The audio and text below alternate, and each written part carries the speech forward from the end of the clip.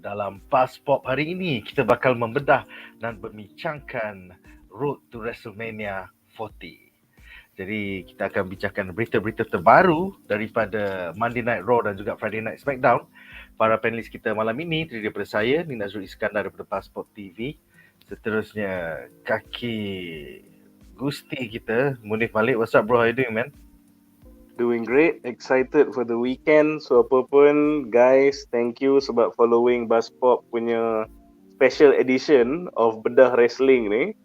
So kita memang eksperimen lah kan, saja cover Road to WrestleMania. Alhamdulillah sambutan pun memang bagus. Korang pun memang sama macam kita orang, excited for the run up to WrestleMania. This is the last week, so sama-sama kita nantikan and saksikan what's gonna go down. Oh yeah. Dan seterusnya adalah kaki drama kita, Shazli Merican. What's up bro? Kita was out for a week. Welcome back. Bagus juga kita orang ada cuti seminggu tu, because this week is the real drama punya week lah. We are at the last minggu terakhir semua WrestleMania. So bagi yang nak cuti-cuti pun, semua kerja pun dah tolak ke tepi lah kan. So this weekend ni kita fokus WrestleMania je guys. So lepas siapa yang berpuasa tu lepas sahur kau standby je lah. Stay up je lah. Lepas tu kita terus tengok.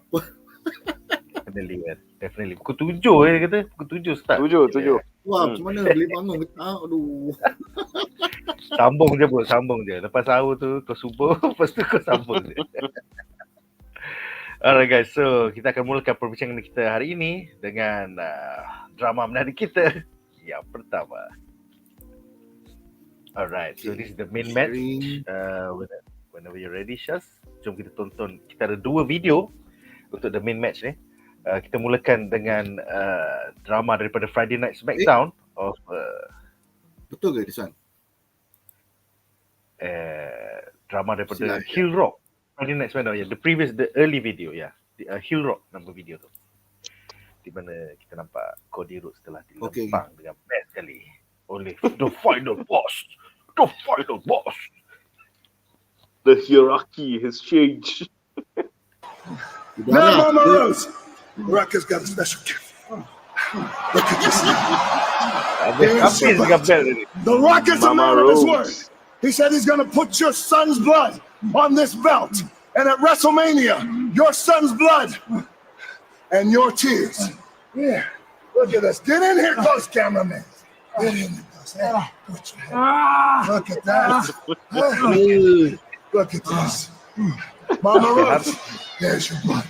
There's your blood. Look at that. There it is.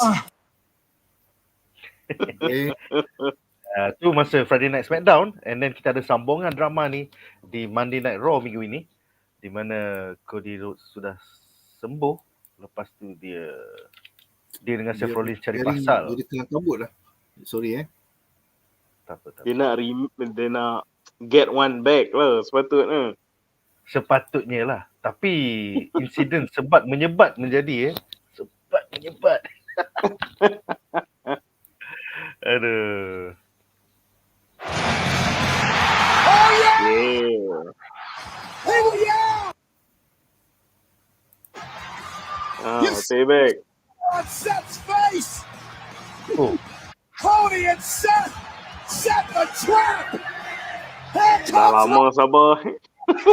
Oh, dia kasi. taking out the Rock! Dah lama sabar. Lama bersabar. He's not gonna quit clearly doing this! A man's gotta do what a man's gotta do! Open table. Cody Rhodes! Dia terus. That's it, boss! That's the final boss! Seth pun tak puas hati. Rollins and Rhodes having their way with the Rock! What's Cody thinking here? A little comeuppance, he says!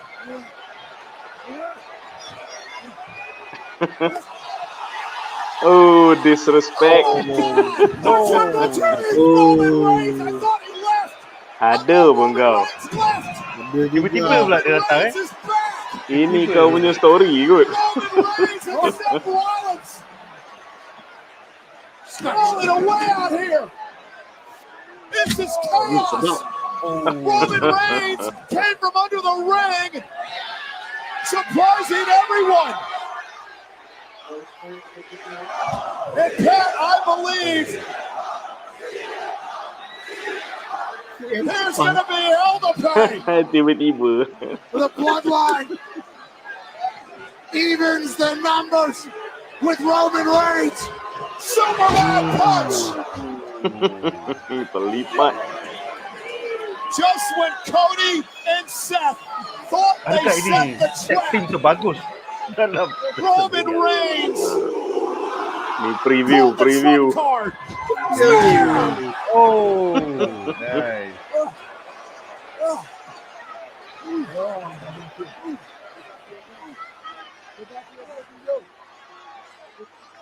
Tu The Rock.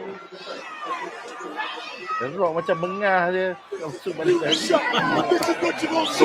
Tua. of a wrestling career. You understand me? This is it. This is everything. Alah, Roman Reigns bising banyak ah. Okay, baju family above all. Family. Ni belajar dari Vin Diesel. You just can't.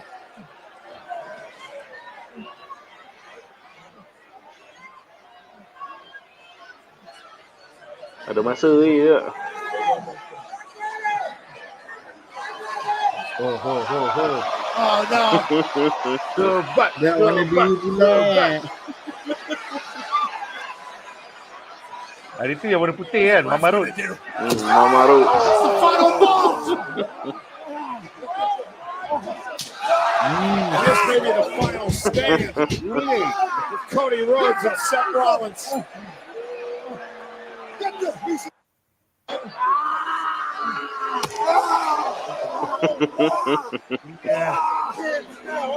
Kena execute.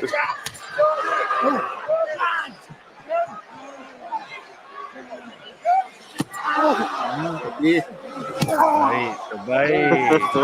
Gila kena sunat.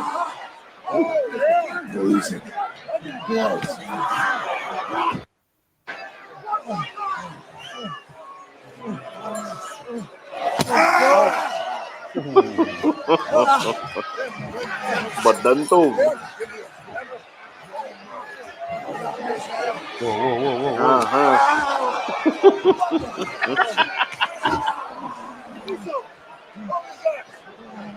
Mana Solo? Ni dalam match kau patut dah.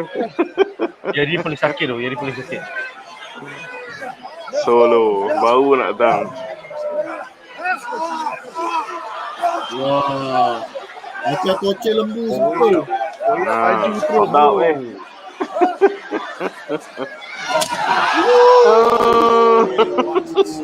Sakit siap. Satu lagi. Would you mess with the bloodline? Bising kan Roman Reigns. Untuk Broadloyd. Alright, so aku ada satu soalan je untuk semua panelis. Apakah pendapat anda tentang heel rock membelasah Cody Rhodes di Smackdown minggu lepas, kemudian menyebat Rhodes dan Rollins di Raw minggu ini? Kita mulakan dengan Shaz. Silakan Shaz. Dari segi drama, the timing memang perfect. Because you want to save the most physical of this build up punya matches. Match up punya build up ni. Betul-betul kat hujung sekali. So this is the perfect timing lah. Lepas tu dia dengan belt sini, belt sana. Macam like, kau bagi petanda ke? Kau tak cukup belt ni, kau nak belt yang lain ke kan? So it's like, yeah. So dengan masa dia long ago dia angkat acknowledge me, dia buat bentuk loser. Lepas tu sekarang dengan belt duk sebat-sebat ni, dia bagi petanda tu. Tapi aku rasa itulah, this only can work disebabkan Rock tau. Any other heel lain, kalau katakan kau nak suruh Solo nak buat whip macam ni, tak jadi. It's only because this Rock, dia punya character, punya personality tu is bigger, larger than life, baru dia boleh jadi. So it's a good strategy lah. The right strategy with the right person. Dan seterusnya, apa pendapat kau Munif tentang lepas diorang go offline, dia pergi sebat referee pula? Gila babi siapa ada bos ni? Dah terlebih sia. Dia tu kata, macam aku dah cakap since day one, yang The Rock turn heel ni, ini memang not part of the plan. Bila tengok reaksi penonton, oh shit, kau tak The Rock, dia ingat dia still disayangi, dia boleh datang, sailang orang punya match, dia nak jadi hero. Kali bila fan mengamuk, oh shit, dia kena tukar jadi villain kan. So, sekarang ni kau tengah nampak The Rock, dia memang not only dah jadi villain, lepas tu dia overcompensate and dia pergi overboard lagi. Dia dah jadi lebih-lebih pula. Sampai referee datang check ke Cody pun kena sebat sekali.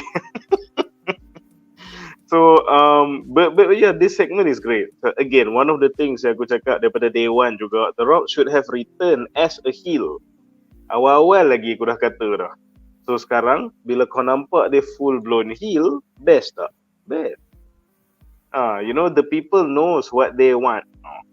So, kita dah tengok wrestling lama dah. So bila the good thing about Triple H is that dia tak sedegil macam Vince tau, bila dia set up storyline tau. Aku tengok ada one interview bila dia bertanya pasal, dia bertanya Triple H pasal macam mana dia booking kan, macam mana dia book the story semua. And memang Triple H cakap dia selalu call an audible.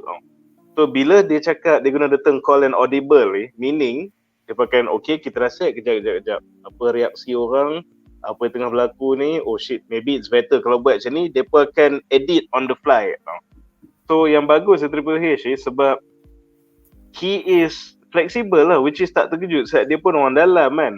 Dia pun dah married into wrestling royalty, the McMahon family yang dah berdekad untuk manage wrestling, and dia sendiri pun one of the greatest of all time.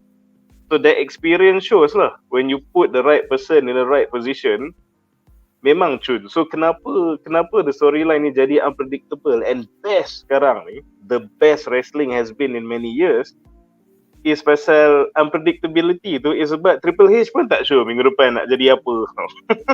They have a general direction, tapi they can call an audible untuk tengok apa reaction orang. Oh tengok, kalau macam ni kan, kau lebihkan sikit situ, bagi orang lagi react kan. Oh orang macam cold sikit part ni, kita kurangkan, kita masukkan ni. Sebab it's not just the fact yang The Rock turn heel tau. Kalau kau tengok throughout this Cody Rhodes, Seth Rollins dengan the bloodline punya pergaduhan ni, ada setengah benda kita komen tau, macam setengah benda kita cakap, okay, Roman Reigns kan, Roman Reigns just become a side chick dalam dia punya own story tau. Patut ni dia punya feud kan.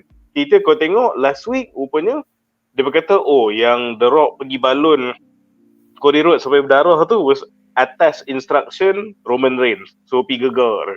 Lepas tu this week pula, okay, yang tu macam weak sikit kan. This week pula nampak Roman Reigns pun datang involve, lawan sekali, kacau semua. So nampak Triple H is reacting to the comment. Benda apa yang kita komen, dia kata okay, penonton lagi suka kau macam ni, dia buat, which is a good thing lah. Dia in a way menyimpang sikit, macam Godzilla vs Kong lah. Kau orang duk komen nak lagi banyak monster tak nak orang, lagi banyak monster tak nak orang. With each movie lah monsterverse, so dia makin kurangkan orang and makin banyak yang kaiju fight. So WWE pun sama, dia mendengar Marhain dia cakap apa. So why this is a good plot line leading up to WrestleMania ni, tadi in general lah aku puji saya Triple H punya spontaneousness and flexibility dia. Kalau kau tengok betapa detail Triple H susun cerita ni apa tau. Okay, kita start daripada last week. Mula-mula dia buat kita unsettled tau. Sebab The Rock masuklah ring, jumpa Cody Rhodes. Cody tengah nak cakap, dia masuk ring, dia tak cakap apa, dia just macam bisik je dekat Cody Rhodes. And then dia caw. So macam, maksud apa benda The Rock cakap kan. Dia just bisik, tak cakap apa pun. So that kind of mirrors the first encounter dia orang ada masa dia orang bisik, and The Rock minta Cody untuk bagi slot dia untuk WrestleMania kan. That first yang memulakan this issue. So dia macam mirror balik benda tu. So apa yang The Rock bisik tak tahu. So and then you forgot about it. Then kau ada all these crazy matches, macam-macam jadi semua. And yang bagus Jay Seth dengan Cody dah janji nak buat Lions kan. So masa match Jay tu kena kacau, yang lead to this whole thing is pasal Cody dengan Seth pergi nak tolong Jay. So masa diorang tengah duk lawan each other dekat backstage apa semua, time tu The Rock pergi ambush and isolate Cody Rhodes. So nampak tak dia in that whole sequence of events, dia berkait dengan alliance yang diorang nak buat. Lepas tu dia foreshadow and dia mirror balik the whole The Rock bisik masa first time, The Rock bisik second time. So dia ada banyak callbacks. So dia membuatkan the things yang kita tengok through the week so relevant. Kalau tak, before usually masa Vince pegang, dia benda jadi minggu ni, depan dah tak ada makna. Benda jadi minggu ni, minggu depan dah tak ada makna. Jadi dia continue. Macam kau tengah tengok the first 10 years of MCU when it was good. Dia ada continuation, dia ada callback, dia ada continuation. Lepas tu, bila kau datang pula yang the second time Cody dengan Seth lawan dengan The Rock ni pula, nampak Seth macam dah kena corner. Patut dia lawan solo. Tu macam biasalah, Bloodline pergi ambush apa semua, The Rock pergi ambush Seth. Datang music Cody Rhodes, The Kingdom Place. Semua orang memang besar gila dia punya pop. Penonton semua dah hype gila. Cody pula datang. Lepas tu then fans pun tanya, okay, payback time. Siap kau. Lepas tu apa jadi? Damn, tiba-tiba dia twist pula lagi. So dia membuat kau lagi membuat-buat tak sabar lagi untuk WrestleMania. Macam damn, nak balas dendam pun tak dapat. Jadinya 2 minggu kena sebat. Mana boleh macam ni hero aku. Kau tunggu WrestleMania ni. Sial betul. Tapi the brilliance of this plotline, walaupun 2 minggu dia biar hero kita kena sebat sebab nak bagi orang geram, nak memuncak ke WrestleMania punya payback tu. But at the same time, dia tak buat the heroes nampak weak. Sebab kalau kau tengok, Cody dengan Seth was very aggressive. Bila masa kau nampak macam, watak baik, watak face, diorang dapat their hands on The Rock, immediately nak bantai dia atas table. Dah macam orang jahat dah. And not only that, Cody was completely ready untuk disrespect The Rock. Dia buat rock bottom kan. Yep. So dia bukan your naive, stupid, lembik, baby face tau. Cody dengan Seth, they are determined to get shit done no matter how it's done. Cody Rhodes dah nak disrespect The Rock. Dia pakai rock bottom nak kempas dia through the table. And then Roman Reigns datang makes the save, which is another good thing. Macam aku cakap tadi, finally you involved. The guy who's all this thing is about. So get Roman Reigns involved. Lepas tu at the same time, kau buat orang geram, hero kena bantai 2 minggu. But at the same time, kau tunjuk glimpse yang hero kau memang sebenarnya badass. Dia ready nak guna your opponents punya move against themselves. So everyone wins daripada build up ni. Tak ada siapa macam ketinggalan. It would have been way better kalau Roman Reigns was lagi involved every week. Tapi yang tu tak boleh buat apa lah, sebab dia pun schedule dia dah macam tu kan. Maybe pasal dia punya health concerns lah apalah. But all things considered, is memang berminggu-minggu memang solid tau. Daripada sekecil-kecil peranan Jay sampailah ke Cody Rhodes and the Bloodline, macam semua orang comes off as really strong and important cun-cun leading into WrestleMania. So get excited guys. Kalau 2 minggu hero kita kena bantai and sebelum tu kena lempang lah, kena apalah, aku tengah tunggu apa payoff dia atau apa heartbreak dia dekat WrestleMania. Aku suka ada satu komen daripada Haziq tak silap tadi. Dia kata Rock ni dah macam lebih-lebih pula kan. Lebih daripada Roman Reigns. So pada aku punya speculation lah, yang ini memang is planned. Sengaja sebab aku rasa macam tu. Betul. Sebab kau nak tunjuk macam Rock ni macam dia lah nak hero. Mula-mula dia macam dia baby face, lepas tu dia jadi heel kan. So after that, kalau kita punya scenario correct lah, bila Roman Reigns kalah nanti, dia akan fikir, kenapa aku kalah? Oh, aku tahu siapa yang buat aku kalah. The Rock sebenarnya. Tak habis-habis dia cari pasal dengan Cody, bla bla bla. So dia akan ada infighting. So lepas dia dah hilang dia punya main belt punya title ni, apa lagi dia ada? Dia punya head of the table lah. The tribal chief punya title lah. So for the next few weeks after that, dua ni akan bergaduh. Paul Heyman macam lah, aku tak sokong siapa, dia ni dua daripada Bloodlines. Solo pun tak tolong siapa, Uso pun tak tolong siapa, because dah dua dia ni implode. Kan? So dia akan implode. And then from there, kalau katakan Roman Reigns really needs a physical break from wrestling, The Rock mungkin boleh menang. And then Dia dia jadi akan tribal macam- chief kan. Dia jadi tribal chief baru untuk a few months. Lepas tu Roman Reigns dah baik, dia dah bertobat, dia pergi balik dia punya homeland dia mandi air bunga ke whatever the culture is kan. Lepas tu dia datang balik kan. Saya sedar-sedar, saya dah jumpa balik ancestor kita punya wakil-wakil. Rupa-rupanya kami salah sebagai bloodline. Bergaduh pula. You jadi the face of the bloodline dengan the heel bloodline. Pair balik dengan usul yang seorang lagi tu kan. So it's like, wow, then you have the good bloodline versus the bad bloodline. Dah jadi storyline baru pula. So it's memang itu future seeding lah. Kita tengok apa yang akan jadi. It's very interesting. Syah. Untuk aku je nak tambah one simple thing untuk kau punya teori. One very simple thing yang aku yakin ramai orang dah terlupa because of The Rock punya performance. In the first place, The Rock is supposed to fight Roman. Ramai orang lupa ni. They were supposed to fight. Betul lah. And aku rasa the DNA of that story still ada dalam feud ni. And aku rasa macam pemerhatian geng-geng yang komen tadi juga, is that pemerhatian kau memang betul. Nampak macam The Rock yang duk melebih. Macam Shaz kata, The Rock yang duk melebih. And Shaz pun rasa benda tu memang disengajakan. Aku pun rasa benda tu disengajakan sebab that's when ego so akan clash bila title hilang dekat WrestleMania 40 nanti, then dia akan berebut untuk siapa jadi tribal chief, dia akan start blame each other. And jangan terkejut, from night 1 kau akan nampak konflik ni. Night 1, that tag team match, aku rasa di situ pun akan nampak macam kau lah tak cover, kau lah tak jaga ni, kau tak tolong aku kena pin apa. Mesti ada ni. Sebab dia ada bibit-bibit tu yang dia dah tease macam not all is well in paradise. Bak kata orang putih. Kau nampak macam okey. Tapi sebenarnya ada tu. Aku rasa betul. Sebab Triple H pun bukan bodoh. Dia tahulah pasal, sebab okey, aku bagi tahu some insider info. So WWE ni kan, dia pun sangat meticulous pasal siapa dia pun nak push, siapa yang play supporting role. Dulu aku tak ingat Royal Rumble tahun berapa, and aku tak ingat wrestler mana involved, tapi aku vividly remember the Mamat ni dia high flyer tau, tak ingat nama dia.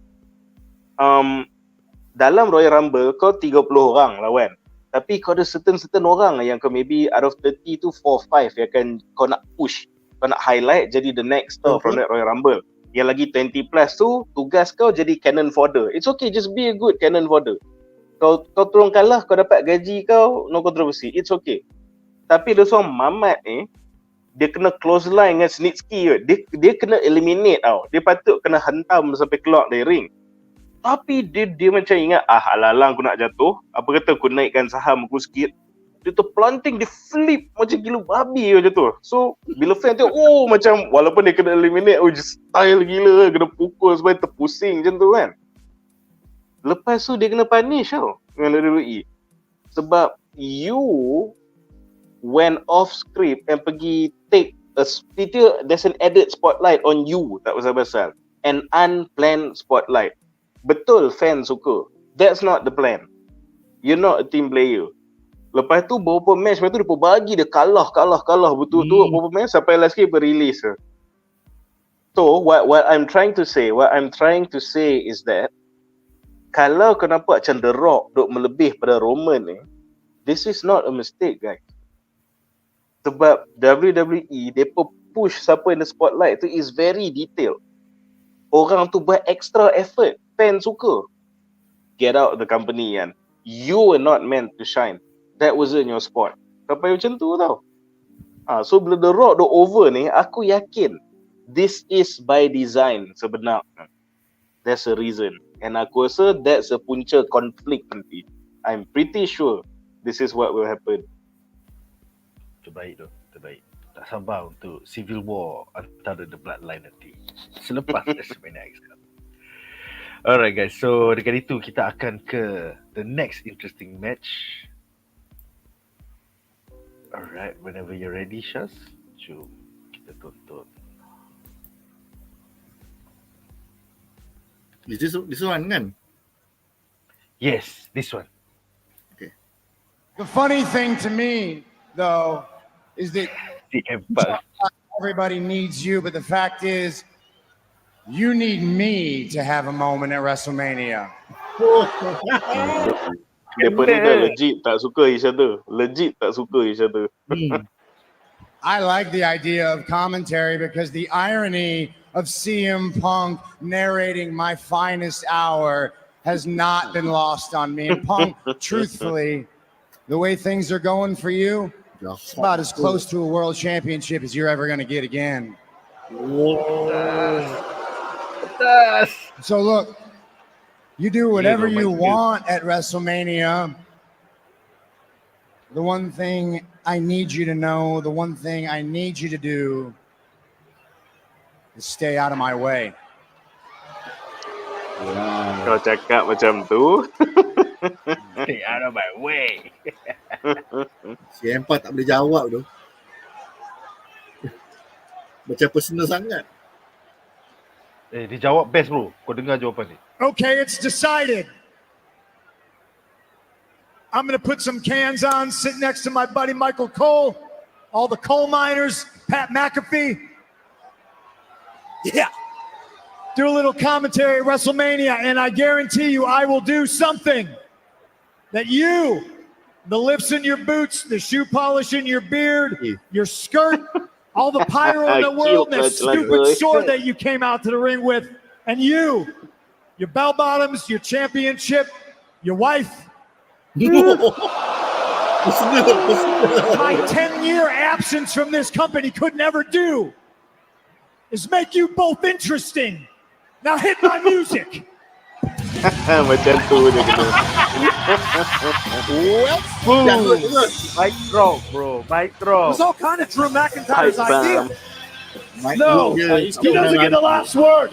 Cut the music. He's not even in the match at WrestleMania. You don't get the last word, Punk.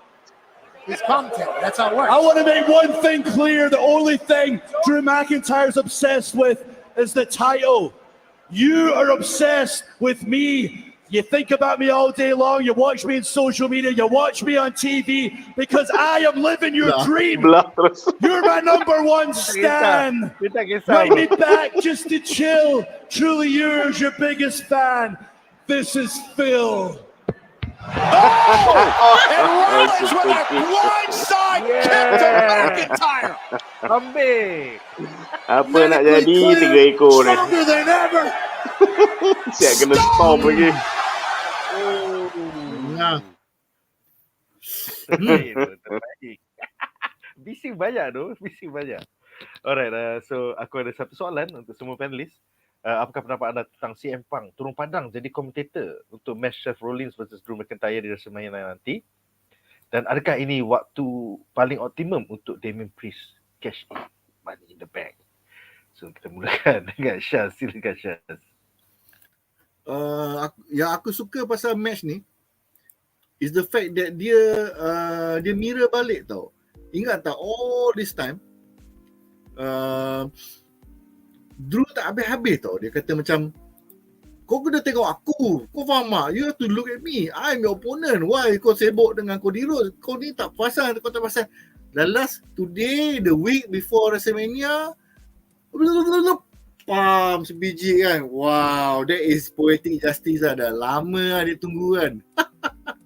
Tapi itulah. Aku rasa this particular round, both of these CM Punk dengan Seth Rollins ni, they managed to push diorang punya personal tak seronok into very bisa tau dia punya commentary tau. Macam like CM Punk they mean it. Kepala kan. Ini personal ni. Kau tunggu ni. Aku letak nama wife kau je cukup. Satu stadium akan berbunyi nanti. Memang jadi dia letak bini kau, kecoh satu stadium. Because setengah orang suka perlisih that the man in that couple sebenarnya bukan Seth Rollins tapi bini dia. Sebab nickname dia The Man. Yang kau bagi bini kau pakai nickname The Man, so that mean kau siapa kan? You are the number 2 lah. The woman. The woman kan. Aku really love that spot. Memang CM Punk punya mic skills tak pernah hilang, is still there. And then more importantly, sebab dia injured kan, so this is how they can keep himself relevant lah. Kalau tidak, dia tak boleh nak wrestle, takkan nak stay offline je. Dia kena slate diri macam ni lah.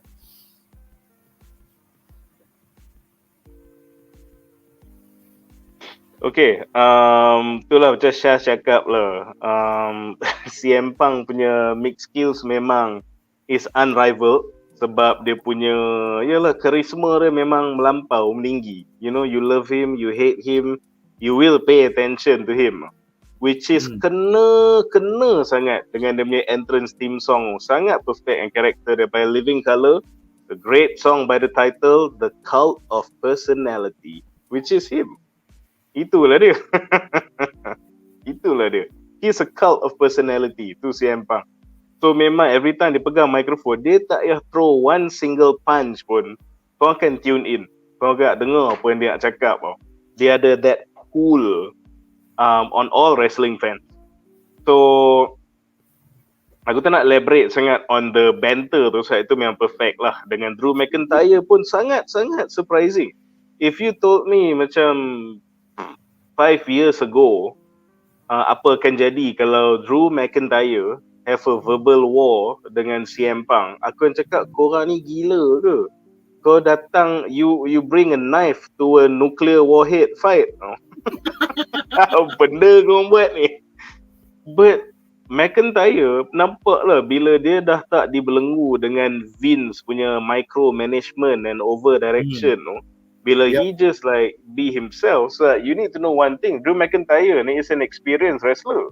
Dia daripada time dekat OVW, dekat developmental, and dia punya time at the indies punya circuit pun, he's been around, he's done everything.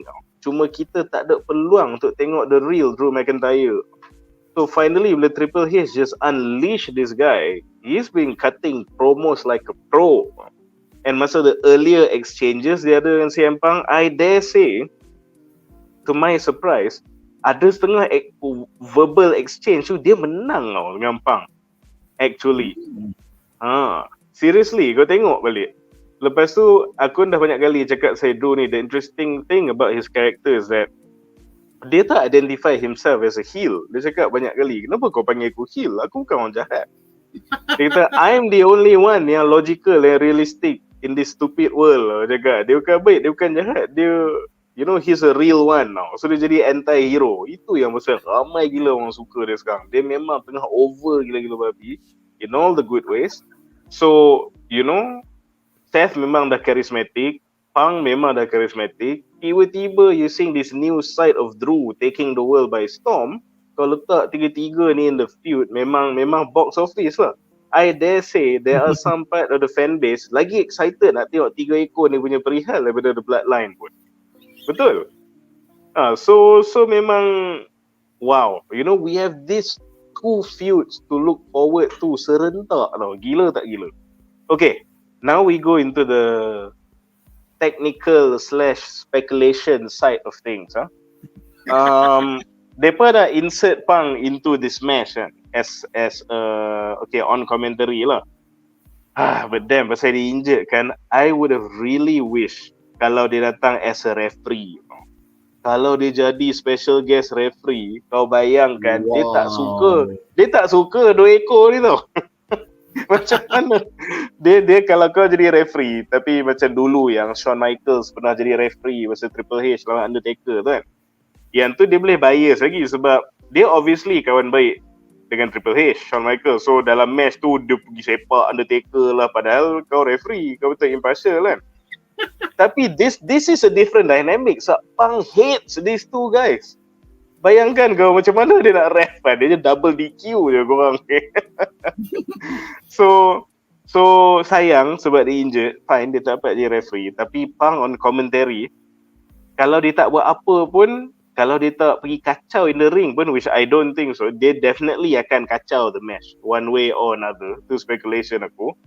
Tapi kau dengar lah apa dia nanti cakap kat tepi gelanggang tu. Kau dengar lah. Yang best sekali ni, diorang dua tu tengah lawan Seth dengan Drew, dia tak boleh balas tau. So dia kena dengar dekat komentari, Punk mesti duk basuh dua ekor ni sepanjang match tau.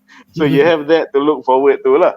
Okay, now on this match with Punk as commentary, aku foresee ada dua outcome daripada match ni, okay? So the first outcome is that aku rasa Drew will win this match and win this match sebab Punk akan kacau Rollins.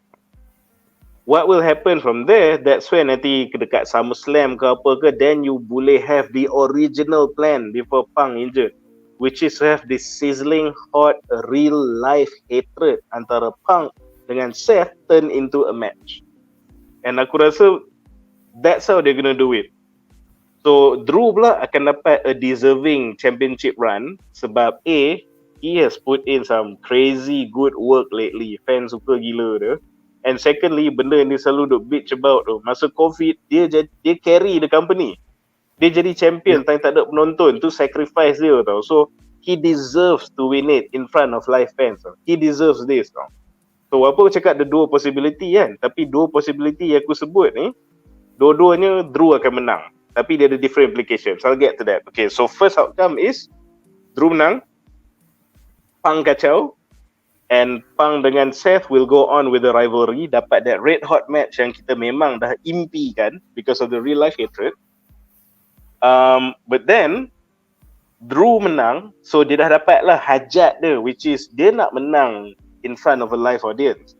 Okay, hajat fulfill, Damian Priest cash in. Kau dah dapat title kau, Damian Priest cash in. Lepas tu, this is the great thing pasal apa tau? It relates to that six-pack ladder tag team match tau. Kenapa? Sebab kalau kau tengok during the last tak ingat dekat Raw ke Smackdown dia cakap, aku tak ingat, tapi bila dia pun duk cakap pasal the rules for the ladder match tu, bayangkan sebab sekarang ni the Judgment Day, they hold both tag team titles tau. Yang patut untuk Smackdown dengan Raw, mereka undisputed. They have two sets of belts.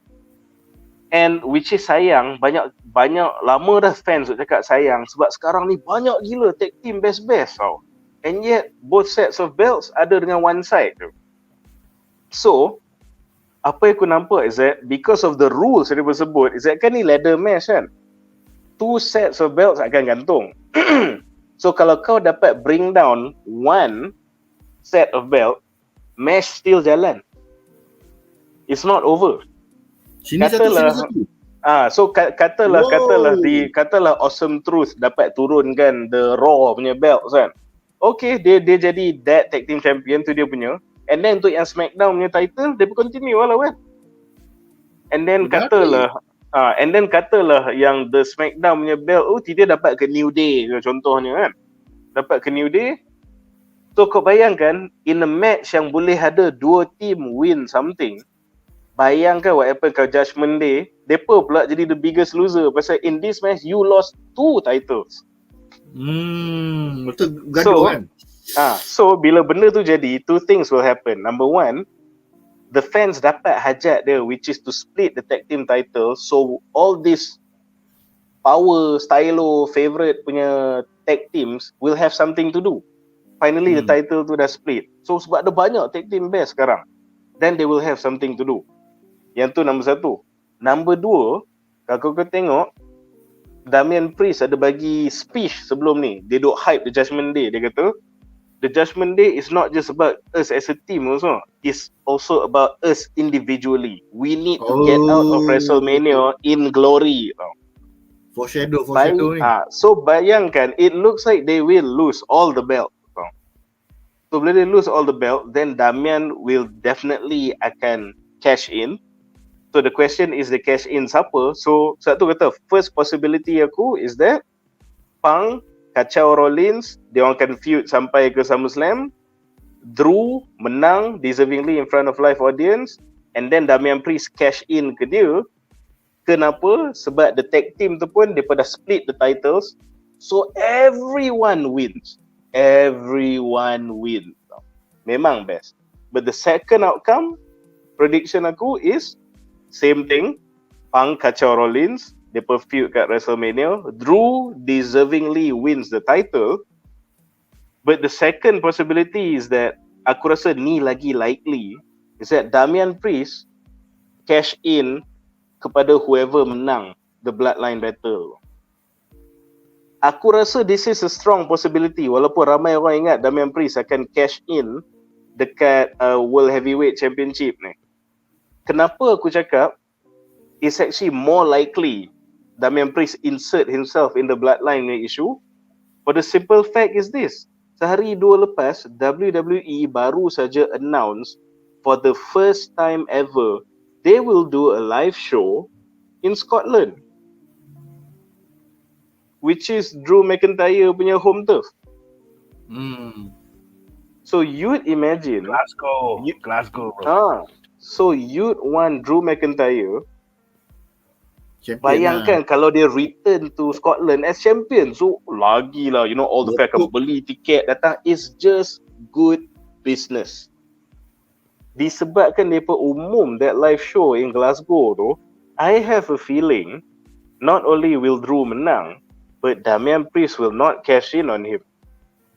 Either Damian Priest akan cash in on Cody Rhodes or Roman Reigns, atau another crazy possibility, dia cash in on McIntyre and dia kalah, which lagi naikkan saham McIntyre. And then it's interesting because for the first time in a long time, the Judgment Day, and katalah Rhea pun kalah dengan Becky kan, went out of WrestleMania with 0 title. Padahal sebelum tu Priest dah cakap we need to get out of WrestleMania with something. How will the group respond to devastation tu? So these are the possible outcomes yang memang sangat interesting untuk kita fikir. But WWE announcing that Scotland punya show tu is very telling. Very telling untuk aku. Aku suka teori kau ni. Dia agak interesting. Ya. Macam kenapa kau tiba-tiba nak pergi Glasgow kan? Unless First time. Yes. Macam kat England tu dia pun selalu pergi. Tapi Scotland ni tiba-tiba after the rise of Drew, and then you have a chance to bring the Scottish champion in Scotland. Kau tak nak duit ke? So orang akan snap up the tickets like crazy. Yeah man. Hometown pride semestinya. Alright guys, so dengan itu kita akan ke match menarik kita yang ketiga. Alright, ini adalah untuk the US Champion. So yang ni memang storyline ni memang kelakar. Aku still tengok Logan Paul as a YouTuber lah.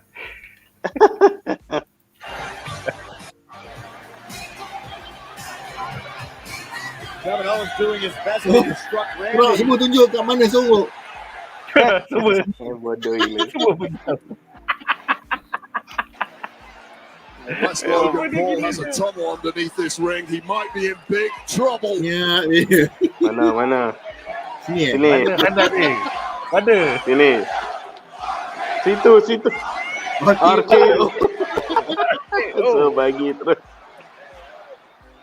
Assalamualaikum. The Viper has his hands on the United States champion, and Orton is teeing off on Logan Paul. Well, there was a fault in that game plan of Logan Paul all along, and now he is desperate trying to Scarborough away, and who can blame him? Randy Orton wearing out his right hand on the forehead of the Maverick. An enraged Viper seeking vengeance on the Maverick. I think things are about to go from bad to worse for our United States champion. From behind, pretty deadly. Tiba-tiba. One good turn deserves another. Logan Paul held the Kau tengok outfit dua ekor ni, menyampah gila. Managed to get away from the Viper. He certainly bought Logan. Baju dia tutup bahu. Look out from behind. Stunner!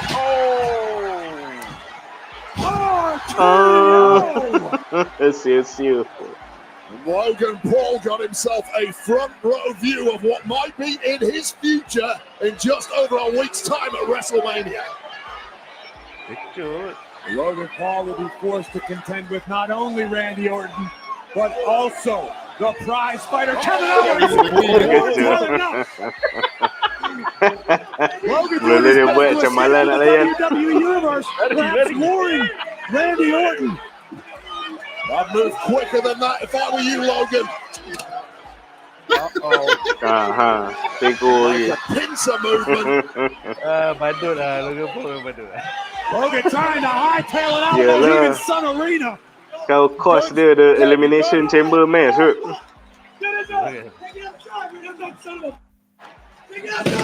They may end up out on the highway at this rate. Logan Paul still taunting Randy. The Viper continuing to pursue the United States champion, and Logan Paul needs to get the hell out of Dodge. Apa kena tiba-tiba. Kat situ kan. Not that far, Logan. Bye-bye. Logan Paul. Ni lah able to bila ada escape YouTuber Orton dekat tonight. wrestling. Memang badut lah. Memang badut. So, apakah harapan korang untuk triple threat match antara Logan Paul, Randy Orton dan Kevin Owens di WrestleMania XL nanti? Silakan. Sebenarnya aku duk lama fikir tau, kenapa orang tak suka Logan Paul ni. Satu, memang dia outsider. So dia datang from nowhere dengan dia punya influential viewership and everything, so dia dapat banyak push. Then aku realise another reason. Dia dengan abang dia ada muka yang kau seronok bila kau tengok muka tu kena tumbuk. Betul? Very punchable face. Aku macam, bila aku realise kan, macam yelah, macam kau tengok macam Orton kan, kau tengok muka dia kan, kalau dia tengok pukul macam Allah kesian Orton. Kau tengok any other wrestler kan, dia tak ada muka macam tu. Tapi dia ni, dia bila dia kena tu like, yeah, dia tak kisah pun. Siapa yang bagi lah, Kevin Owens ke, Randy ke, yang penting dia kena. Logan kena. So, I'm hoping, sebenarnya I'm hoping the first 3 minit of this triple threat ni adalah squash punya match lah. It will be a 2v1 sebab dua-dua nak belasah dia dulu, and then after that they will have a 1v1 sebab member dah golek, dah penat kena belasah, kena RKO lah, kena stunner lah. Lepas tu kat ujung-ujung tu lah dia menyebuk dengan minum air power dia, aku dah power balik, aku dah boleh lawan balik kan. Dia bagi knuckle duster satu, he run away with the belt. Lepas tu duduk macam like, we were supposed to win this. So then it extends dia punya ketakpuasan hati fans ni, sebab takkanlah every match the baby face akan menang. So you kena bagi heel lain menang. So he is a good example of a heel yang kau boleh bagi dia menang, and then kau bagi fans macam, oh apa benda ni, patutnya dia orang menang kan. Barulah best. You have some heel winning and then some baby face menang.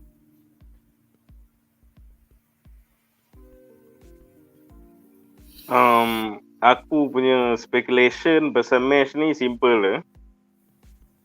Hope to see a good match. Aku confident lah to see a good match sebab Randy dengan dia punya experience and in-ring psychology dia, Owens dengan dia punya power moves and his experience as a modern wrestler.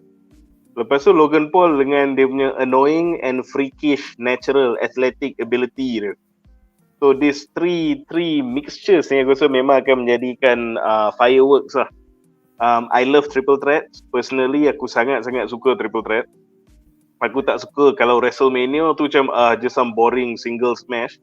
Melainkan stakes kau level-level Cody dengan Roman tu, then okay. The other match tu kena ada gimmick. This is the show of shows.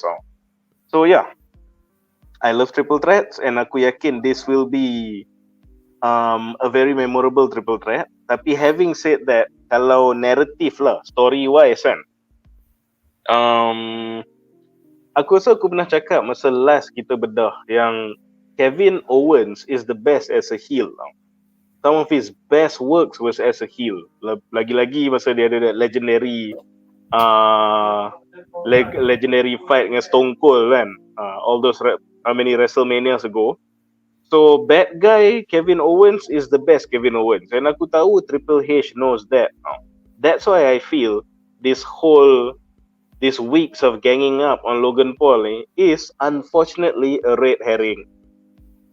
Aku rasa Kevin Owens is gonna go back. He's gonna go back in the match. Aku rasa dia can try to do the right thing. Oh, aku dengan Randy, biar kita lawan each other. Let's eliminate Logan, nuna. And then, because of that respect for Randy ke apa ke ada lah, dia akan cost Kevin Owens the match. Logan akan retain. Aku rasa. So the slimy villain continues to hold on to the belt. Orang geram and akan continue untuk invested in seeing Logan Paul kena tampar. While at the same time, Kevin Owens, because of his loyalty to Orton tu, maybe akan cost him the match, will end up doing something terrible to Orton at the end of the match. Aku rasa. And tu akan menjadikan the KO versus RKO feud. Ni speculation aku. So nampak dia pun duduk buddy-buddy sekarang ni red herring. At the very least, they're gonna fight dalam triple threat. They're gonna have to hit each other. Tapi dia kan jadi something yang akan menyebabkan Logan dapat slip away with the title and Kevin Owens will be frustrated with Orton. Dia akan nampak Orton as the reason.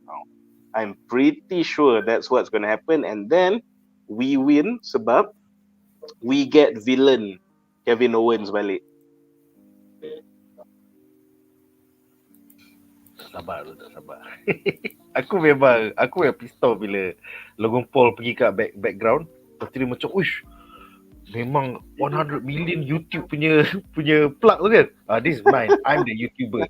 Macam hanat je betul, macam this is mine. Macam sabar aku tengok dia kena lempang. Dia memang annoying.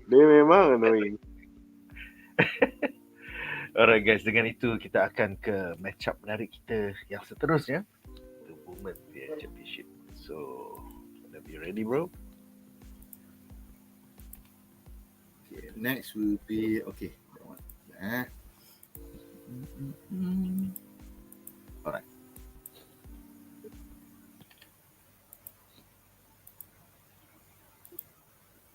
Will Becky Lynch take it away at WrestleMania? Yeah.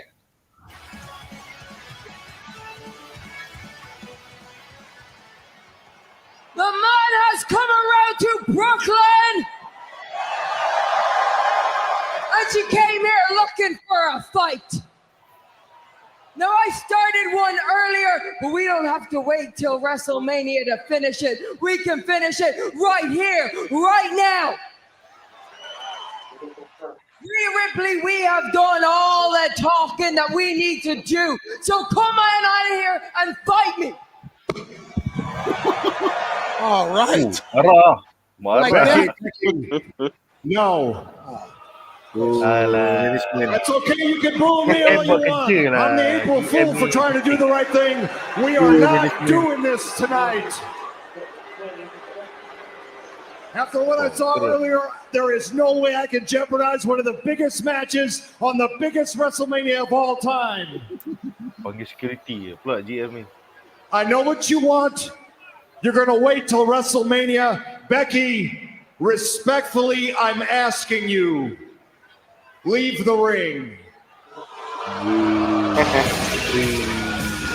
Good job, Pierce. Now you really started stuff. Nah. The Women's World Champion, the Eradicator, Rhea Ripley. No. Dia betul buka baju Save dia it for gaduh. WrestleMania, Rhea. Listen to me. WrestleMania is less than a week away. I know that. Save it for WrestleMania.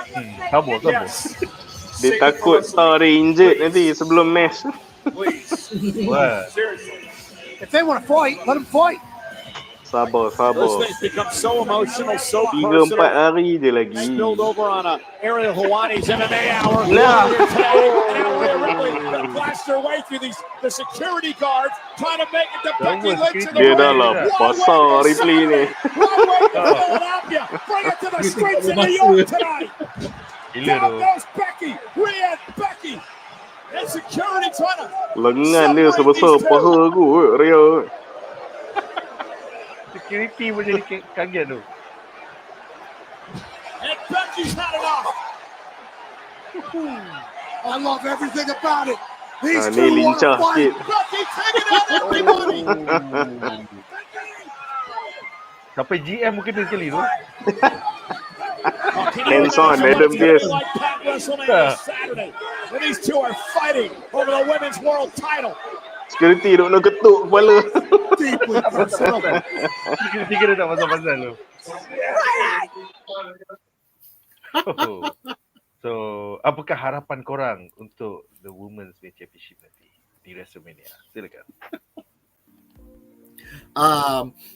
Well, firstly aku suka the fact that they bring so many security guard. Seorang pun tak boleh halang. Apa kena lepas bro. Mami lepas macam tu je bro.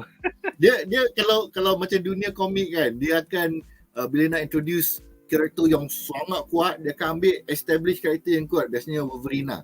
Lepas tu dia kena tengok Wolverine tu, villain baru kita ni kuat. So dalam kes ni, dia nak menunjukkan punya kuatnya this lady wrestler ni. 6 bodyguard tak boleh halang bro. General manager tu tak cerita lah. Memang dia buka kaki lawan dah kena baling belt kat muka. Terkejut kan. Wah. I love the build up lah. It's very simple. But they want to show that this lady wrestlers ni, dia punya level dah kuat macam lelaki. And it's believable. Dia bukan macam kau tunjuk macam Kelly zaman dulu.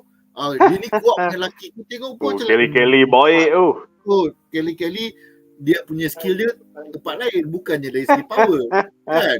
So for these two characters is the best last build up punya episode. Dia orang very strong. Dia menunjukkan bodyguard laki pun security guard laki mungkin tolak ke tepi je. Cuma aku nak minta satu je lah. Tolonglah Dom jangan show up. Let it be a very simple straight 1v1 punya match. Or kalau katakan Dom datang pun, orang lain kata rajang dia dulu, like, kau siapa? Kau nak kacau bini aku punya fight kan? That will be very interesting.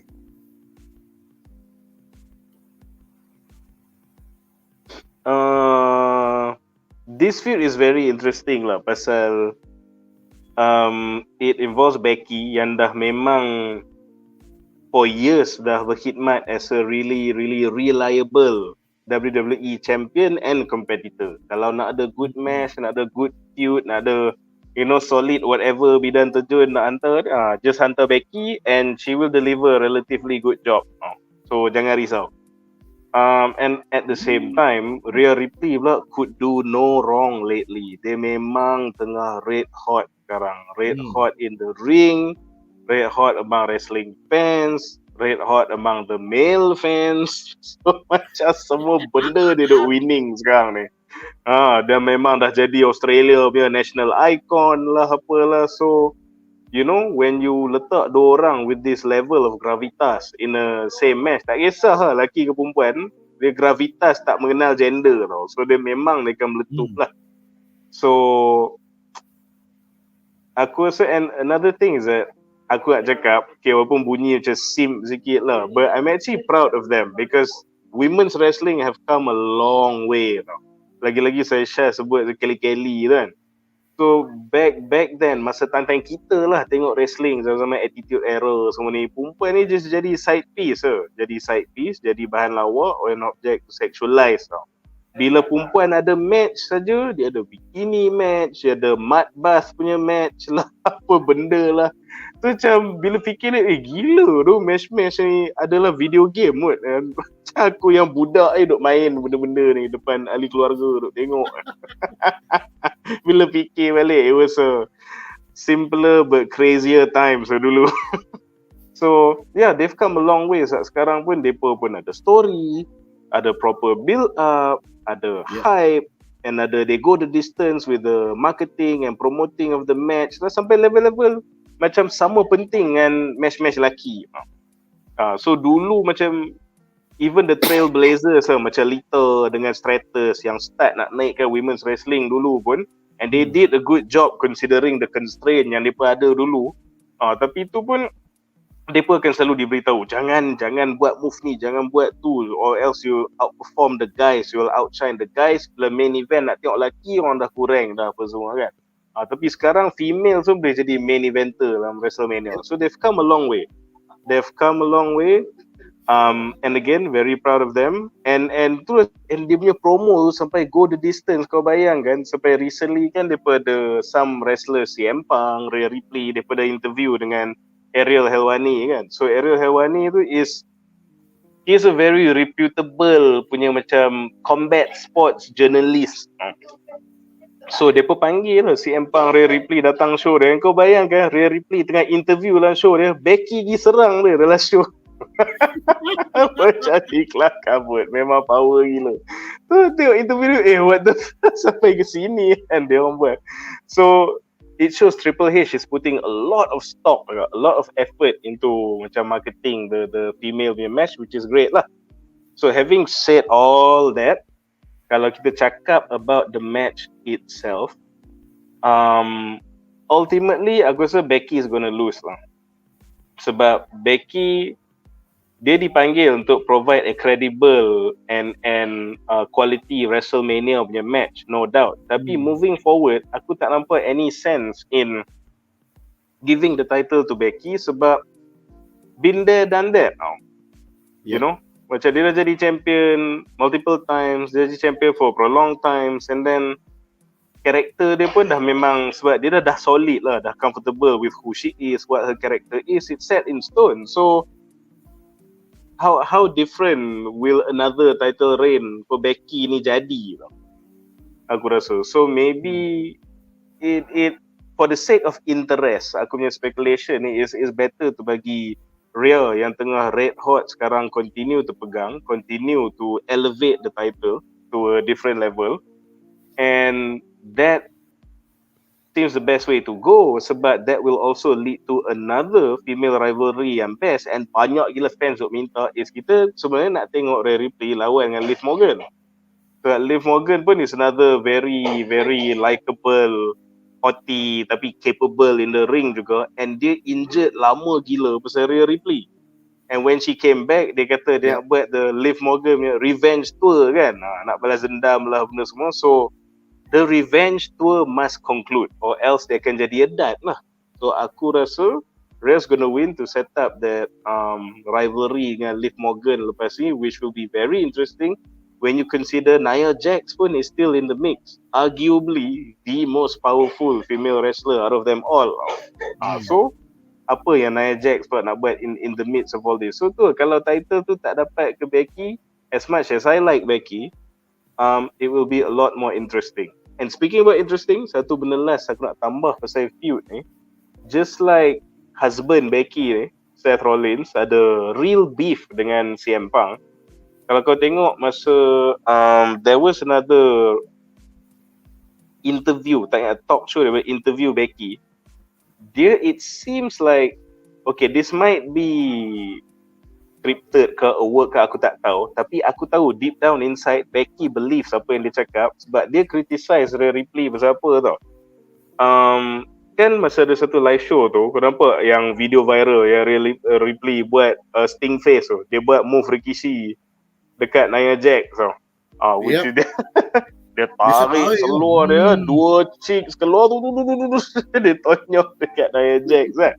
Itu memang viral lah. So orang lelaki semua memang kau tak cakap lah, download, repost, share, rewind, freeze, zoom, semua video tu semua lah. Macam-macam lah korang dah buat kan masing-masing, aku tak tahu. So that incident, Becky criticise, and aku tahu she meant it tau when she said pasal, kau tengok lah Becky ni dia, since kita cakap about breaking stereotypes tadi kan, she has fought so long untuk tolong macam carry on the will of Lita dengan Trish Stratus to carry on and continue to make women's wrestling ni respected kan. Lepas tu nickname dia pun The Man lah, apalah. So you know, lepas tu dia pun duk belasah all the male bodyguards lah benda semua. Dia cakap she's trying so hard to break away from this, macam what she says garbage lah, the sexualization of the female wrestlers kan. And then you know, all the stereotype dia cuba break, and Rhea does this. So dia kata macam just throwing them back into the female wrestling stone ages. So dia kata Rhea Ripley tu macam go against everything they stand for dengan, you know, by doing that. Tapi of course lah, the fandom pun macam dia jadi split lah sebab she's just being, if she's comfortable doing that, tak ada orang paksa, why not? And dia jenis perempuan yang accepts that she's a female, accepts her sexuality, walaupun dia muscle lengan sebesar paha aku, memang besar ganas apa semua. But if you Becky nak jadi the man, but then there's no problem if Rhea, despite being a badass, is also a woman at heart, and sometimes she's playful and cheeky macam tu kan. So dia jadi this whole debate, which adds an interesting punya divide dalam mereka punya feud ni tau. So bila Becky cakap tu on a live interview, I know she meant it tau. I know she meant it. Aku nak buat kita ni jadi serius. So, dia pun tak pakai macam seksi sangat macam the other wrestlers kan, or try to be taken serious. And then you have the champion tarik slow. So dia capa ni kan. Lepas tu fans macam biasa cakap, Becky jealous, kau punya cake tak sampai level Rhea kan, sebab tu lah jealous. So dia add dia match ni jadi that much more panas because of that interview. So yeah, even the female punya match, I'm gonna look into it with full interest. This is gonna be great. This is gonna be explosive. But ultimately, it makes sense for Rhea to retain. Tu pendapat aku. Definitely. Orang ideologi ni agak unik. Because Rhea ni, kau tengok Rhea Ripley boleh angkat male wrestlers dulu. So aku macam dia tak buat Rikishi sikit tak apa. Yang penting dia boleh go to with like male Dia memang badass. Dia badass. Right. Alright, dengan itu kita ke segmen terakhir kita malam ini, iaitu the Intercontinental matchup. Ya, ni pun drama tiba-tiba kita tak expect. So. Oh my goodness. Oh no. Chad Gable. Champion dragging the focus of Chad Gable out into the entranceway. This is unbecoming of Gunther, the ring general. And again, playing the mind games with Sami Zayn, who now rushes to the aid of his fallen coach, Chad Gable, who was obviously assaulted by Gunther. And now Gunther! Datang Cheap balik. attack!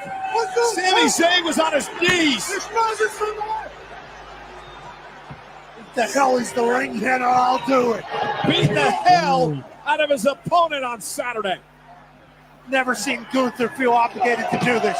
Gunther believes Sami Zayn does not deserve to be in the same ring with him.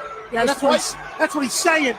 Despite the fact that Sami ran a gauntlet to earn the opportunity.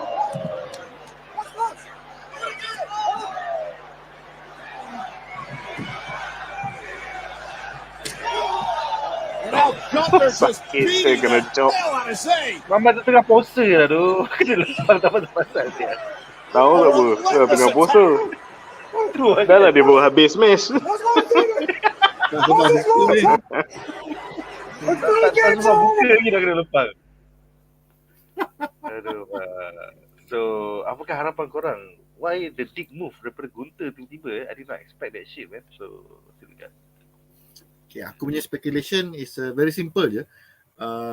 Kita pernah bincang dengan Munif sebelum ni about Chad Gable as someone who should have been pushed to fight Gunther. So aku rasa mungkin Triple H dengar, lepas tu dia cakap, we may have made the wrong push because ramai orang sayang Sami Zayn, but dia tak ada sebab untuk menang for now. Kalau kita tengok all the other matches kan, ada sebab, dia ada history dia, bloodline sinilah, bergaduh adik-beradik sinilah, man versus big cake lah, semua ada cerita yang bagus. Tapi Sami Zayn apa sebab dia nak menang? So tak ada. So bila dah nampak that episode, aku boleh bayangkan dia sengaja cederakan belasah Chad Gable ni, and then dia belasah Sami Zayn as a foreshadow for a future match lepas WrestleMania. So dalam WrestleMania ni, Sami Zayn akan kena belasah. Chad Gable later on sebagai kawan dan coach, dia mention dalam commentary kan, dia akan revenge untuk Sami Zayn one on one dengan Gunther, and then dia akan menang. So most likely there is a possibility dia punya apa nama faction dia Imperius. Dia punya faction akan datang sekali during the match, belasah Sami Zayn to the point where he kena hospitalize, bercuti, nak raya kan, dah nak raya. So dia kena bercuti lah. So dia kena hospitalize. So from that storyline, bila dia dah kena hospitalize and what not, Chad Gable akan marah. And dia akan seek vengeance untuk Sami Zayn by one dia akan belasah budak-budak Imperium ni. And then culminating to a pay-per-view punya match, dia akan lawan dengan Gunther.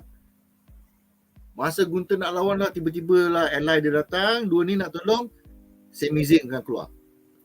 From tiba-tiba member ni dah sembuh dari cedera, I come back, I protect dia. So it becomes a clean, legitimate win. The title akan berpindah kepada Chad Gable and we will see a good back and forth lah antara dua ni. Because belt ni I rasa Gunther dia dah achieve dia punya level of berapa lama dia dah pegang. So it's already a very good streak. He has nothing left to prove. So then kita akan ada back and forth lah. Dia akan jadi Chad Gable dengan Sami Zayn dengan Gunther punya faction akan bergaduh. Either dia akan buat unfair punya fight or dia akan 1v1 legitimately. So secara tak langsung dia punya faction punya dua orang tu pun akan naik juga nama sebab now's the time for them to get dia orang punya legitimate wins. So it's a good faction push build up while also moving the belt kepada someone in the fans that have been cheering on for so long.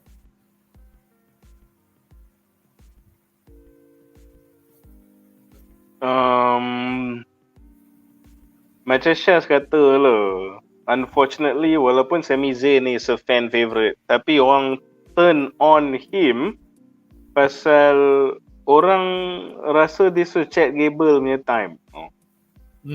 Sebab the reason kenapa Sami Zayn dapat masuk match ni pun is pasal dia menang that gauntlet match lah, which dia pun defeat Chad Gable masa tu. But yes, dia deserve the match sebab dia menang the gauntlet match, tapi narratively speaking dia memang tak ada sebab untuk dethrone the longest reigning Intercontinental Champion, the Ring General Gunther. Seriously tak ada sebab.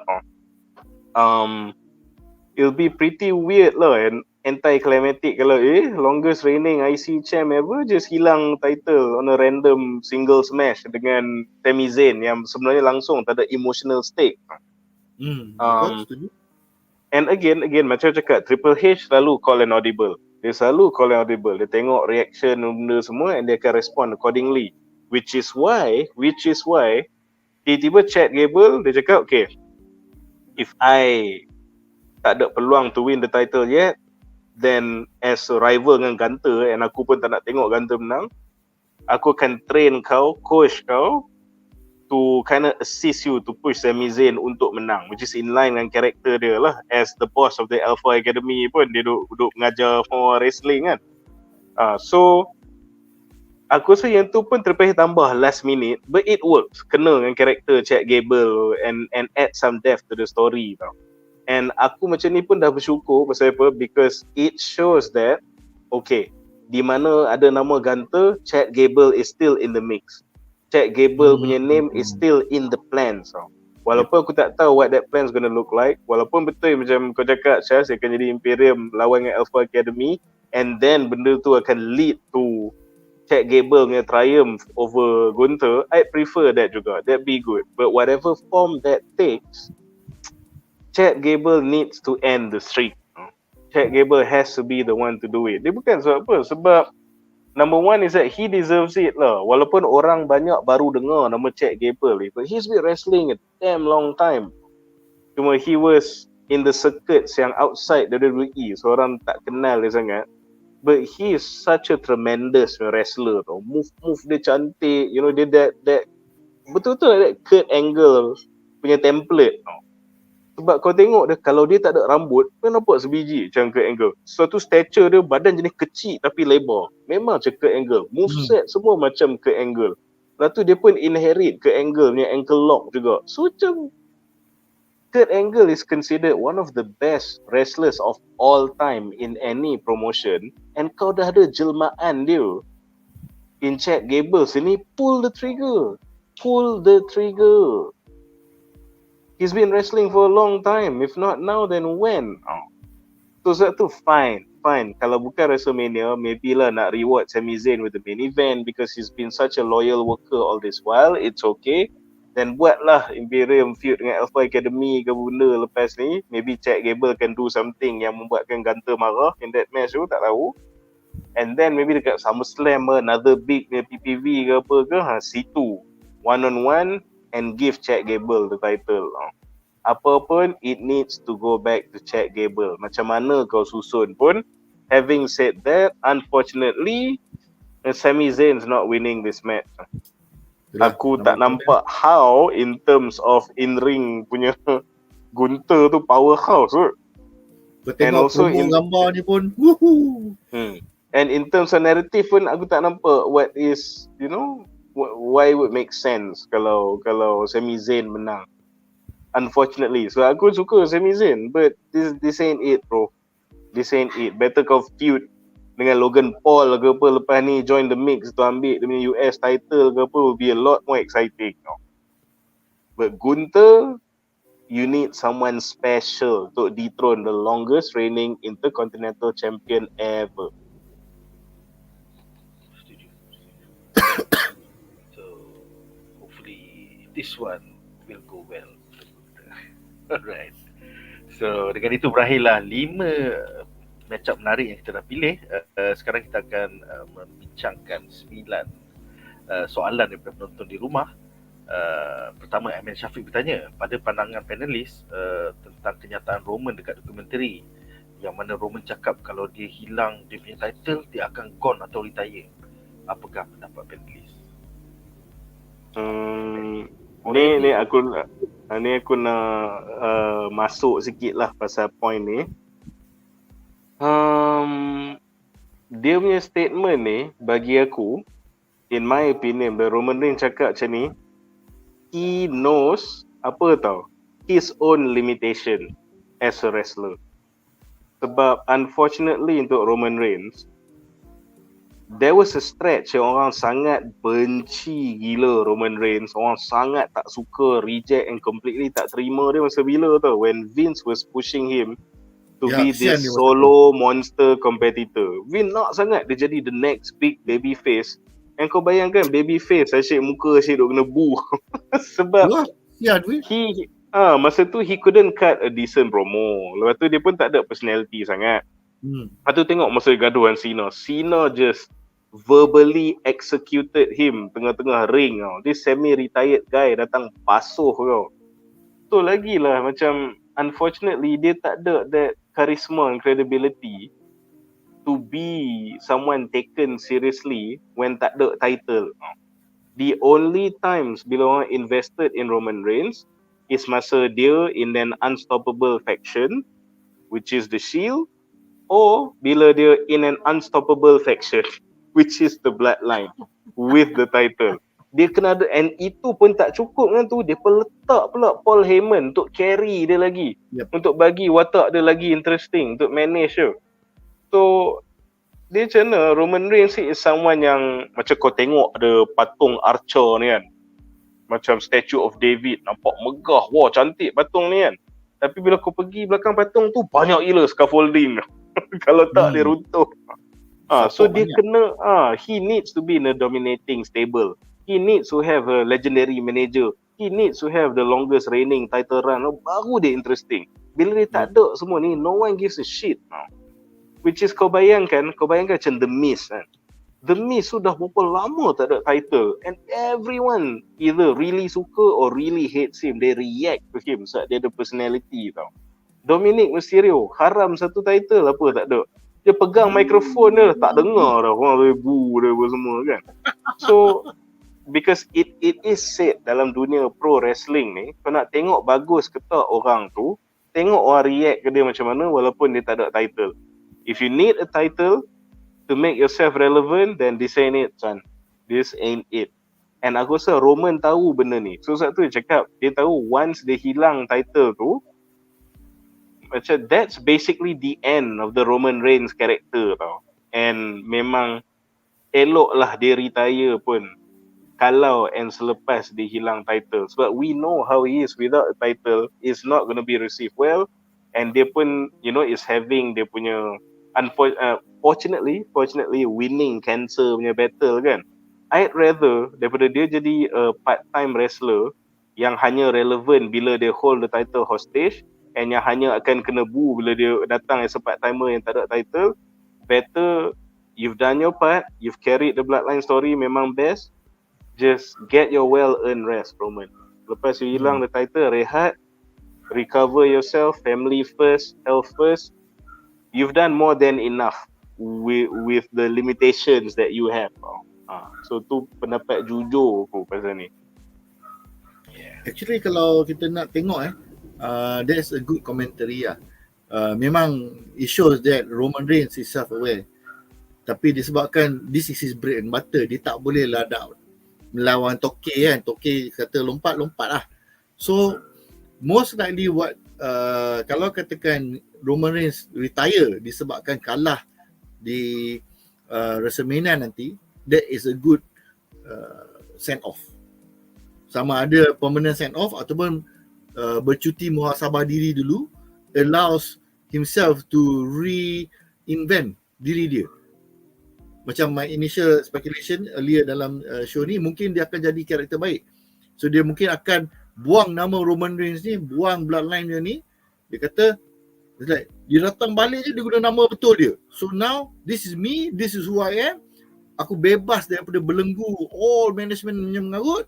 Now I get to be the type of wrestler I want to be. First thing first, aku challenge balik The Rock for head of the table for tribal chief position. That at the end of WrestleMania dia kalah, dia letak dia punya garland tu. So long guys, I am no longer worthy kan. Dia belah, Rock ambil, akulah number one sekarang. So I hope that happens, because then you allow him to really express himself tanpa being tied down by so many conditions. Banyak orang sebenarnya suka masa Roman Reigns jadi hero, masa jadi babyface ni. Tapi sebab dia terlampau babyface kan, sampai melebihi John Cena. Orang dah menyampah dah John Cena ni. At that point of time, John Cena as the babyface, orang dah menyampah treatment tu. Lepas tu kau push another John Cena, lagilah orang marah. So hopefully itulah, it will be interesting lah. Mungkin The Rock akan tukar nama dia, The Rock Reigns. So dia tukar Reigns tu pula jadi title, The Rock Reigns. I mean kita tahu kan, it will be very interesting lah. So he comes back kan, orang ambil nama Reigns aku kan. So I come back as so and so wrestler yang telah lalu tu mungkin by that what he can do, dia mungkin boleh bawa lagi member-member baru, extended members of the bloodline. So akan jadi even more interesting lah. You as the old crew support the new group as a new faction with the same claim to the same bloodline. Tapi ada faction baik, faction jahat. So akan bloodline A dan bloodline B akan bertembung. There will be a very nice story development, and it will be a good development kepada dia sebagai babyface. Alright, soalan seterusnya daripada Baki yang bertanya, ada kemungkinan tak Dean Ambrose comeback dekat WWE? Sebab AEW dah berapa minggu dia tak muncul weh. Apa pendapat korang? Unfortunately, aku nak jalan dulu, Syaz. Aku punya jawapan very simple lah. Basically aku rasa dia dah bakar bridges terlampau banyak. Whether he wanted to or not. Tapi CM Punk datang balik. So never say never lah. I'm hoping he can show up, but mungkin not this year lah. Maybe later on. Aku punya pendapat lah, aku rasa this is not going to happen. Not going to happen because of many reasons. Satu sebab ialah dia literally gaduh direct dengan Vince McMahon. And walaupun kita tahu Vince dah tak ada, but you know, it still menunjukkan that you have a habit of being anti-establishment now. Not really team player, gaduh dengan the highest authority without any problems. literally any and every bosses punya nightmare lah.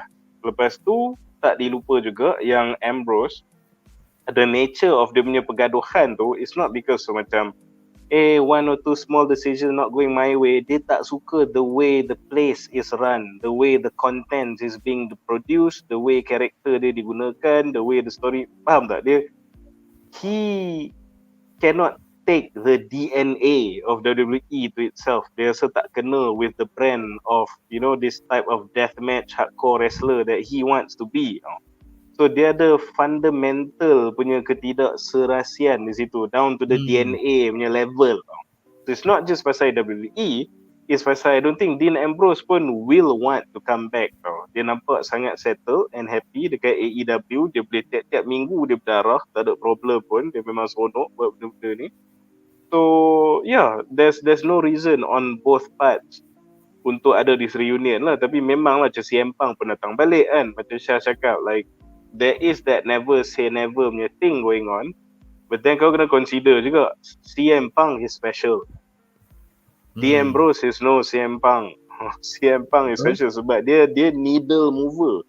Kalau kau tengok all the video-video WWE post yang berjuta-juta like dan semua, it's just ada the appearance of CM Punk, ada anduh tak ada anduh, dia bercakap je. And orang jadi gila terus. So that is worth, burying the hatchet.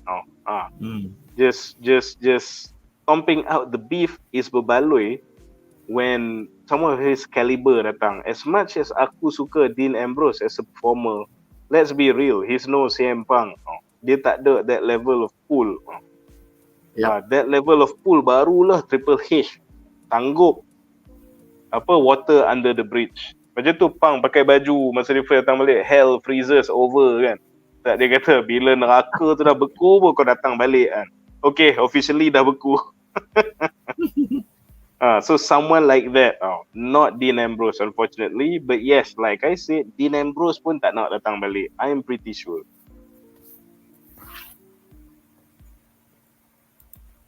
Itulah. Semoga terjawab soalan kau bagi. Seterusnya, Danny bertanya, pada pendapat panelis, patutkah WWE continue story between Seth Rollins dan Cody Rhodes? Sebab diorang pun ada beef masih unfinished. Pendapat korang? Okay, this is true sebab sebenarnya kalau kau tengok before Seth dan Cody decide to be in an alliance, kalau kau ingat, the first thing that Seth did when he inserted himself into the story is cuba nak melobi untuk Cody Rhodes pilih dia punya title as a title fight. Kan dia tengah duk sales pitch kan lawan and pasal apa? Sebab Cody Rhodes has beaten him 3 times. So bila dia minta Cody Rhodes fight untuk dia punya heavyweight title, dia kata it's more for him. I need this. I need to know that I'm the best. And what better way to do it dengan dia nak rematch with the guy who he lost 3 times to. So Cody Rhodes ni macam dia punya buddy tau. Dia BUDDY and also at the same time BADI. So yes, that story is interesting, Danny. Tapi kan Danny, whether benda ni patut continue tak continue ke apa ke, it really hinges on apa tau. What's gonna happen kat WrestleMania. Sebab kita tak tahu, so remember kita tak sebut lagi pasal benda ni sepanjang bedah today, but this whole betray punya element and theory still lingers. Still ada. Kita tak tahu apa akan terjadi. Depending on what happens, maybe that's the story wrapped up, complete. Or maybe they can continue in a completely new direction. Kita pun tak tahu. But that's the beauty of WrestleMania lah. That's why we tune in lah. And then untuk sambung tadi yang tentang Ambrose tu, Hercules bertanya, Ambrose takkan comeback tapi MJF akan buat debut dekat WrestleMania. Korang setuju tak? This is more likely. Kalau kau nak, okay, dua-dua sebenarnya unlikely. Tapi kalau kau nak cakap siapa akan lagi ada high possibility lah, kau ikut ranking kan, siapa yang high possibility untuk muncul dalam WrestleMania ke ni between these guys, dia macam ni ranking dia.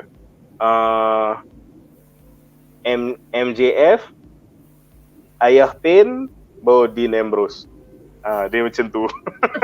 Dia punya kebarangkalian. Kau pergi. Itu kebarangkalian. So kau faham lah Ambrose tu muncul ke tak? That's the ranking. Tapi aku rasa kalau katakan MJF nak debut kat WrestleMania pun tak ada masalah. Jangan dia debut in a wrestling capacity. Itu je. Dia show up je. Betul je. Cameraman tengok, siapa Mamat tu kan? Badan Dia boleh solid do si Empang lah. Betul. Kan? Dia lalu like Dia pun on the mic power. itu dia jalan.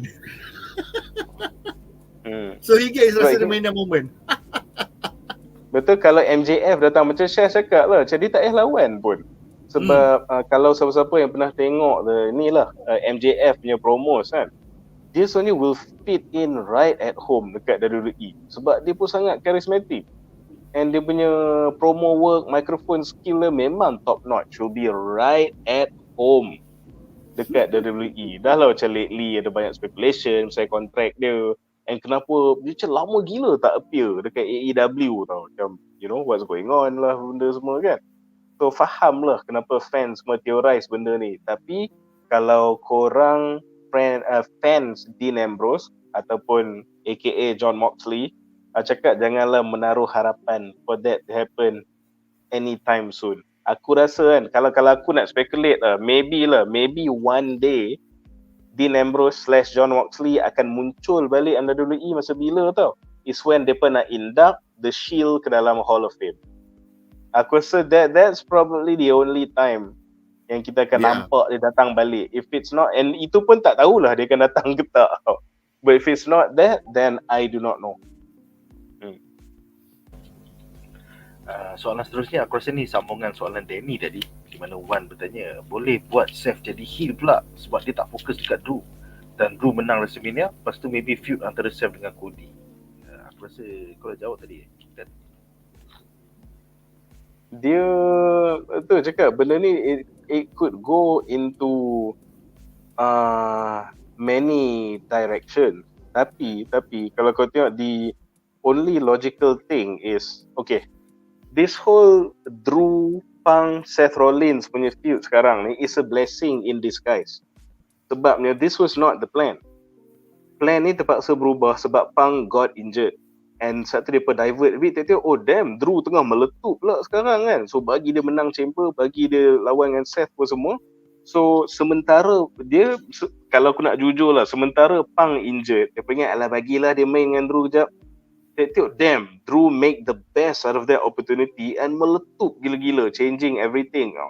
But having said that, with or without the title, and let's assume macam teori aku cakap Seth akan hilang the title, dia punya original plan, which is to lawan CM Punk, tetap akan jadi red hot walaupun tak ada title, because of that genuine hatred towards each other. So dia what I'm trying to say is that this Drew McIntyre thing is a pivot lah. Dia terpaksa do something sekejap sementara Punk injured. But aku rasa the plan is always meant to go back to the original blueprint, which is CM Punk versus Seth Rollins. Tak kau ingat the first time, lepas 10 tahun, the first time mereka bersemuka dalam ring and mereka trade words. So kau tengok sampai banyak views dekat WWE punya YouTube channel. Kau ingat WWE nak kuburkan benda tu macam tu je. That was the hottest segment in at least the last 10 years. Red hot. Sebab fans yang hardcore wrestling fan pun tahu this guy hate each other tau. Bila dia pun cakap tu, dia pun memang cakap, ni bukan berlakon, ni seriously, kau tahi. Kau tengah cakap dekat kau ni. So that was the initial plan. Dia pivot sikit pasal Punk punya injury. Nasib baik Drew pun make the best out of the opportunity. But at the end of the day, it will go back to the plan. Kalau kau tanya aku, situ destinasi dia. Bukan Cody, tapi dia akan pergi balik ke Rollins and Punk. That's why kita boleh nampak macam mana pun kan, injet macam mana pun, CM Punk is still always on the phone, on the microphone. Dia nak jangan lupa dia. Nyebut, I'm here, I'm still here. So they're always getting under the skin of both of these guys as a future planning lah. Bila dia dah recover, kita tengok lah, when I recover, what is the storyline that we should pursue. So he's leaving himself open to any storyline development lepas ni, which is quite very creative lah direction dia ni.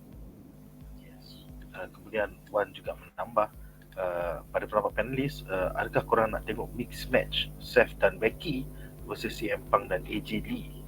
Ramai nak AJ Lee balik ke WWE. Termasuklah saya. Ni aku nak jawab dulu. Gila, go. I was there masa AJ Lee datang ke Bukit Jalil night one. Dia datang, dia pusing-pusing baju kan. Oh, semua lah. Wow. Dalam dia gantung baju. Oh, lama. Betul ni. Kena tease betul-betul.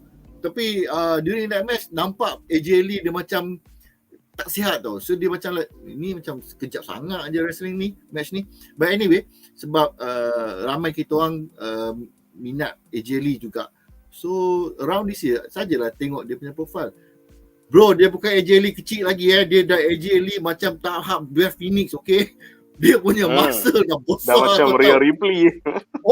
So I mean, that will be a great match kalau dia datang balik.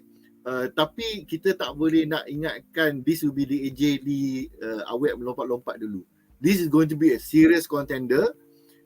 Tahap Rhea Ripley, tahap Becky. So yes, I would love to see this husband and wife versus husband and wife punya match up.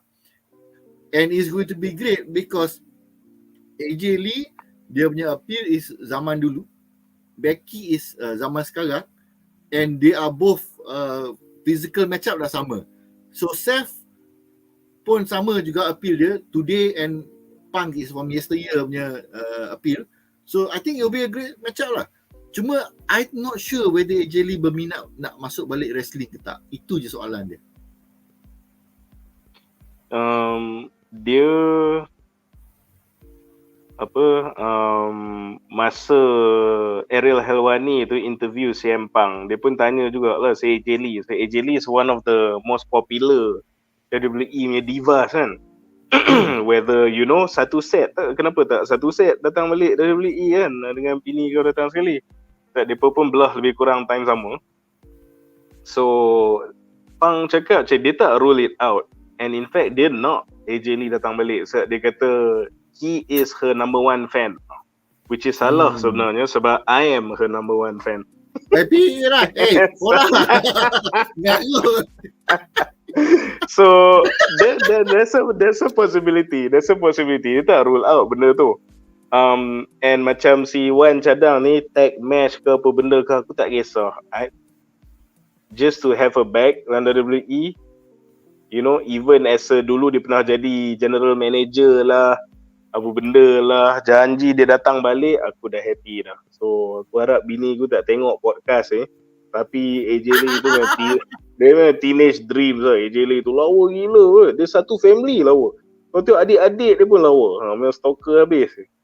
So lepas tu tak cukup dengan tu, and then she is a pop culture nerd macam kita guys, macam kita. Dia pun baca komik dia, then dia pun ada some credits in writing this TV shows and comics and then gamer girl. So macam aduh, tak aci lah bang. Janganlah. Nasib kahwin CM Punk, kalau kahwin nobody lagi kita mengamuk. Tahu tak apa. Okay lah, CM Punk stylo lah, lucky guy CM Punk. But yeah, macam kalau dia come back in any capacity pun, that will only do the company and the fans so much good. Sorry, aku tengah sibuk tengok body AJ Lee sekarang. Gila jack sial. Muka dia besar. Kau tengok gambar dulu dia. Kau tengok gambar dulu dia, kau tengok gambar sekarang.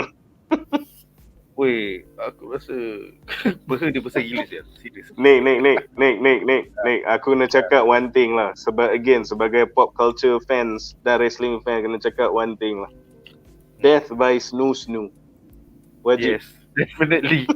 Definitely. Yes, kau tengok size dia memang death by snoo bro. Alright. Kita ada 4 lagi soalan. Seterusnya. Nanti lu. Ya. Oh, kau ada gambar then and now Kau nak setuju Nah ni. Oh no. Muscle click power bang. Oh, Click on that scary. picture. I think ada bawah lagi dia tunjuk then and now. Cuba kau scroll bawah. Then and now ada lagi I think if you click on the picture. Yeah. If you click on the picture, Apalah, and then cukup nampak lah that compare dengan her old physique Ini Tebal. ini aku rasa tak silap hari dia boleh angkat kita orang ni. yeah, Ini look at the muscle thighs. muscle betul ni. Look at the thighs, man. Gila Tu lah. tu. Oh, Swole. Endless Power. possibilities. Alright, so soalan kita yang seterusnya adalah daripada Mementos dan Hobi. Panel dah tengok ke CM Punk interview dengan Ariel Hawani dan Roman punya biopic dengan Bray Wyatt punya documentary. How we feeling on 3 benda ni before WrestleMania? I think kita dah discuss most of it tadi. Ada apa-apa lagi korang nak tambah? Bray Wyatt tu Go Shaz. Go. basically Bray Wyatt tu aku tak sempat tengok lagi. But I'm hoping to have take a look lah sebab Undertaker is narrating it kan. Tak silap aku. So Bray Wyatt was satu kehilangan yang memang kita tak sangka lah. He was about to make dia punya comeback punya tour back inside WWE, tapi itulah kita mampu merancang je kan. So is somebody that yelah bila orang dah meninggal ni banyak lah orang sibuk, oh dia tu sebenarnya had semua potential ni, bagus semua ni. A lot of people like to jump on the train, but from what we can see on what they show and on the weekly and the pay-per-view, memang dia talented. Bila dia nak kau rasa takut or creepy kan, kau akan rasa oh apa hal lah muka dia ni kan, dengan muka terbaliknya, dengan topeng dia. So yeah, it's going to be something I'll probably watch dengan my dad lah, dokumentari nanti. Pada aku pula, again, bawah Triple H, nothing is done accidentally lah, for the most part lah. Macam aku cakap lah, WWE has a history. Sampai kan kalau kau patut tertungging dan kalah in the background, and kau pergi buat flip sambil kau terpelanting pun kau boleh kena pecat. So they very detail lah. So that's why kau bayangkan, this is the road to WrestleMania bro. Like literally kurang seminggu lagi dah nak start kan. So my question is that why are you posting this, documentaries lah, interview lah, benda so yang seemingly tak ada kaitan dengan WrestleMania. Macam if you consider these two things tak ada kaitan dengan WrestleMania, then it's a distraction. Lagi-lagi CM Punk punya interview kan. So benda-benda ni macam distraction leading up to WrestleMania. Why would you do this kan? It seems like a stupid move. And also yalah documentary Bray Wyatt, despite dia sangatlah beloved in the wrestling world by the WWE, by his colleagues apa semua, but obviously he's not involved with WrestleMania. So couldn't this macam promo benda ni keluar after WrestleMania ke benda semua kan? But here's the thing, aku rasa again Triple H tak buat benda-benda tanpa berfikir. This is also by design.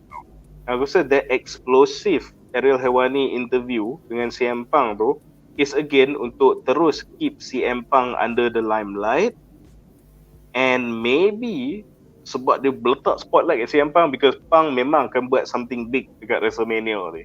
That could be why this interview happen lah. And the second thing, kalau korang tengok the end of the Bray Wyatt punya documentary ni, so dia just sedih lah, simbolik dia tunjuk dia punya trademark lantern yang duduk bawa tu. Finally lampu dah tutup, gelap, so we close the chapter on this very charismatic punya wrestler with all his iconic characters semua dah habis kan. Lamp tu buka balik, nampak belakang macam silhouette Uncle Howdy. So aku rasa this is not accidental juga, sebab either after WrestleMania or at the end of WrestleMania, kita duk fikir pasal semua orang tak sebut Damian Priest kan, what will Damian Priest do, nuna. Silap-silap the one name yang kita langsung tak sebut, which is Uncle Howdy tau. Continuing the epic legacy of Bray Wyatt ni will probably leave his mark at the end of WrestleMania 40. Kita tak tahu sebab the timing of the documentary ni, bila semua everything WWE post keluarkan lah, all the content yang churn out lately semua WrestleMania related. Why is this You know, dia nampak macam out of place tau. As much as we love Bray Wyatt kan, aku rasa Uncle Howdy will probably make an appearance and do something dekat WrestleMania. Speculation yang based on the reason kenapa dia tease documentary ni and dia keluarkan documentary ni sekarang. Tu pendapat aku. Tapi maybe that's the fanboy in me yang expect banyak sangat lah. Maybe tak ada apa pun. Tapi you know, we're having fun here sekarang kan. Aku just kata lah, timing benda ni keluar, you know. It seems like it'd be a smart thing to do kalau kau nak introduce Uncle Howdy back at WrestleMania. Menarik.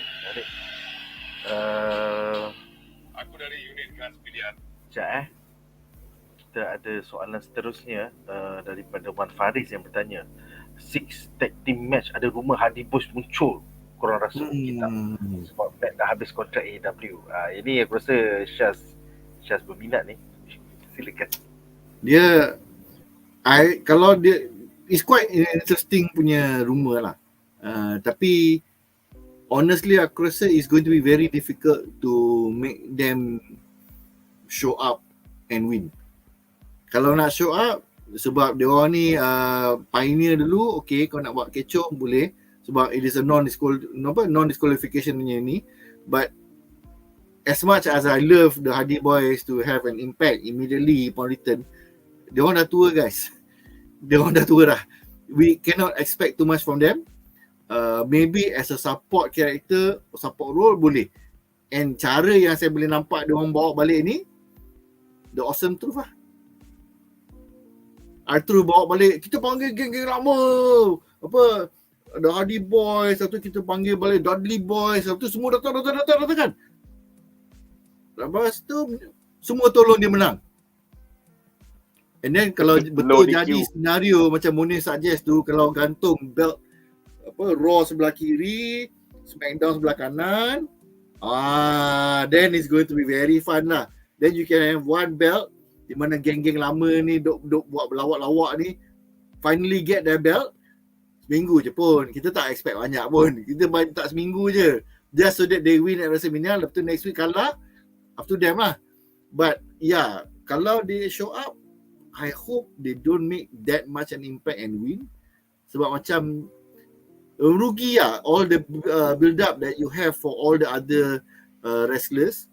And then macam wrestler yang dah lama tunggu dia punya chance to get a shot at the belt or to perform untuk menunjukkan dia punya talent sendiri, tiba-tiba these people from nowhere datang and actually interrupt the match. Macam tak shock lah. You merugikan the spot for these new talents to shine. Betul. Diorang dah berminggu-minggu leading up to this, diorang fight for the spot. Okay, but here's the thing aku nak tambah into this. Aku setuju yang memang it's highly unlikely the Hardy Boys akan join lah dalam match ni sebab match ni dah syarat lah. You know, you have like 6 teams, so macam there at least ada 12 orang that's going to be in that ring. Kau tambah pula ladders, kau tambah lah 2 sets of belts. Wah, dia kalau last minute kita insert pula lagi 2 orang, dia macam sangat risky lah, sangat kelang kabut jadinya. So yang tu it's a bit too complicated untuk suddenly masuk and tag team yang dah dah berumur sikit, such a high impact punya match kan. Yang tu satu. Lepas tu macam yang si Haziq komen ni nak pergi aku punya second point, which is as much as aku love the Hardy Boys nostalgia a bit, and Jeff is extremely unreliable. Sebab kau tak boleh rely dia. Aku tak tahu tiba-tiba dia tengah lalok lagi lah apa tak ketahuan. And this is not, you know, some bodoh punya event, some random Raw ke NXT ke. Ini, and it's not even some random WrestleMania. This WrestleMania 40, biggest ever WrestleMania in history tau. Kau rasa dia nak risk some unreliable guy macam Jeff in such a high risk complicated match? Very, very, very unlikely. Tapi itulah yang aku pelik tu, tak tahu pasal apa. Throughout this week, aku duk dapat, you know, banyak artikel palatau and even speculation daripada journals yang legit pun, dia pun duk cakap there's a possibility yang Austin Theory dengan Grayson Waller punya team akan kena remove from the match. Aku tak tahu kenapa rumor ni persist. Maybe dia last minute akan buat satu story lah, dia kena swap out dengan hadis ke apa, aku tak tahulah. But banyak page duk cakap, duk speculate saya benda ni. So whether dia betul ke tak, it must have come from somewhere tau. This news, dia akan ada lah some genesis or reason dia behind kenapa statement ni keluar. Every lie pun dia akan ada some roots in reality tau. Di mana lie tu muncul, they just twist the truth sikit, but there must be a truth to be twisted in the first place. Yeah, So aku tak tahu. So benda tu ada sikit lah doubt situ that could it be? Pasal berita, pasal kata Grayson Waller dengan Austin Theory akan kena ganti ni. But apart from that, aku rasa macam very highly unlikely lah the Hardy Boys akan datang. Dia kalau kita nak follow up on the rumor lah, aku boleh nampak this potential scenario where they do show up on WrestleMania Day, lepas tu kena ambush kat backstage, kena belasah dengan kayu, dengan baseball bat apa kan, dengan by this Judgment Day. Lepas tu macam bila six pack punya match, alamak, those guys tak boleh nak fight because they got ambush along the way kan, by orang yang bertopeng ataupun konco-konco Judgment Day ke apa ke yang tak involved in the actual wrestling. So bila dah 5 orang tu, like what's going to happen now? Lepas tu Triple H datang, okay, kita ada pengganti. So orang macam like, siapa? Dia actually in the audience right now. Lepas tu camera pan, Jeff dengan Matt Hardy tengah duk sembang kat situ kan. So that was one possibility lah. But based on the idea that Jeff might be stoned, a bit too risky lah. Boleh jadi. Alright, dengan itu kita ada 2 last questions. Wan Faris bertanya, apakah pendapat panelis tentang Ray dan Dragon Lee versus Santos Escobar dan Dominic? Muka kali itu berubah kot. Korang rasa kali itu akan jadi heels tak? Apa pendapat korang? Ini aku minta maaf dulu lah. Aku terlampau terseronok sangat follow storyline apa bloodline dengan cerita ni, aku terus tolak ke tepi guys. So hopefully Munif boleh jawab. Dia macam cerita binder cerita binder yang orang macam what? Masuk WrestleMania juga. Orang tak expect tu. Yeah, so tapi yang ni to be fair aku appreciate lah Triple H sebab apa? Sebab kau bayangkan the Latino World Order punya storyline ni lawan dengan Fantasmo ni kan. Is an undercut minor plot and kita pun macam tak peduli, and this plot involves the hottest macam pathetic heel sekarang, which is Dominic Mysterio, and the legendary lucha dalam WWE of all time, Rey Mysterio. What does it tell you? We are freaking spoiled for choice, babe. Rey Mysterio ke undercut, and yang orang pun macam tak berapa nak tengok sangat. This is how, kau faham tak? The star power and the raw talent and the exciting matches yang punya banyak sampai a Rey Mysterio match jadi undercut yang tak ramai orang pay attention sangat. It means the industry is healthy. WWE is doing good. Okay, so untuk elaborate pasal plot ni sikit, aku pun ada banyak baca jugalah yang ramai speculate Carlito akan betray Rey Mysterio juga. More problems for the Latino World Order. Sebab macam kau kata lah kan, even masa aku tengok the segment tu, masa Rey Mysterio duk lawan cakap dengan Dominic, dengan Escobar ni kan, aku tengok dia okay, let's have a tag team kat WrestleMania. Lah tu macam semua orang pun okay, batang. Kita introducing our new member. Lah tu macam muka kali tu macam untuk apa aku datang balik? Macam aku duk backup kau, duk protect kau semua. Suddenly our new member Dragon Lee akan join this tag team with me. Dia punya fellow lucha kan. So kita faham lah Rey Mysterio maybe macam nak ada pelapis, nak continue that luchador punya tradition dan WWE apa semua. So there is, a cultural reason for that. But Carlito came back and has been your buddy ever since. Lepas tu dia just jadi side bit this whole thing. Jadi afterthought. Lepas tu nampak lah muka dia sangat telling. Muka Carlito tu macam so aku faham kenapa ramai orang spekulasi benda ni. And in fact, ramai marah Mysterio tau. Cakap, wah ni legit macam lupa kawan ni benda. So dia some new guy tu datang. So that, for the ones yang care about this plot, ada banyak chatter online duk cakap pasal Rey Mysterio buat macam ni kan aku sokong juga Dominic Escobar kan. So macam kesian Kalito no. So this is good because kau nampak Triple H punya susun tu, even di undercut pun ni pun nak ada twist macam sial. It's not just gonna be direct fight tau. Ada benda nak jadi ni. And yes, Kalito betraying tu is memang high opportunity bagi aku. So muka dia obvious. Muka dia sangat obvious. Dia macam benda jadi ni. Macam tak expect tu.